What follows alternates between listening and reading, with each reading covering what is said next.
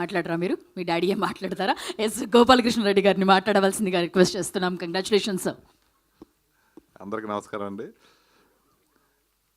ఈరోజు ఈ సినిమా ఈ సక్సెస్ మీట్ దాకా వచ్చిందంటే దీనికి ప్రధాన కారణం ఎలక్ట్రానిక్ అండ్ ప్రింట్ మీడియా వారు, అలాగే మా నటీనటులు, సాంకేతిక నిపుణులు, వీళ్ళందరి వల్ల ఇక్కడ వరకు వచ్చింది.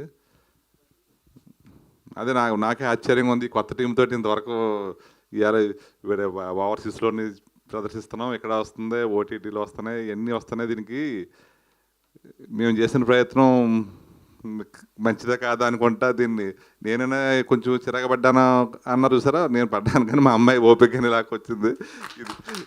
ఎందుకంటే ఎంత కొత్త వాళ్ళతో ఇలా చేస్తున్నారేంటి, అలా చేస్తున్నారంటే అంటుంటే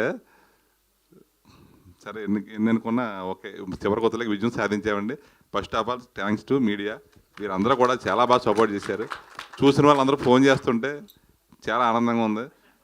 ఇంతవరకు మా డిఓపి గారి గురించి అది మాట్లాడలేదు, కానీ మొత్తం సినిమాకి ప్రతిమంతా డిఓపి వారిది. ఈయన ఎవరు మన రవి చందు, వీళ్ళిద్దరి గురించి ఎక్కువ చెప్తున్నారు నాకు. తర్వాత యాక్టర్స్ అంటే ఇంకేం చూడక్కర్లేదు. వీళ్ళందరూ ఇక్కడ స్టేజ్ మీద ఉన్నారు, కానీ లేనివారు కల్పలత గారు ఫస్ట్ ఎంకరేజ్ చేసింది ఆవిడ.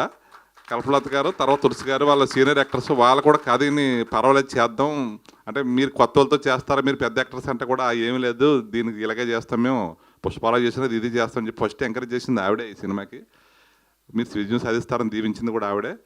కాబట్టి వీళ్ళందరూ ఒకసారి తలుచుకుంటున్నాను నేను. అలాగే ఇప్పుడు వీరు ఎవరో మన డైరెక్టర్ వినయరత్నం ఏమనుకున్నాడు అదే చేసి చూపించాడు.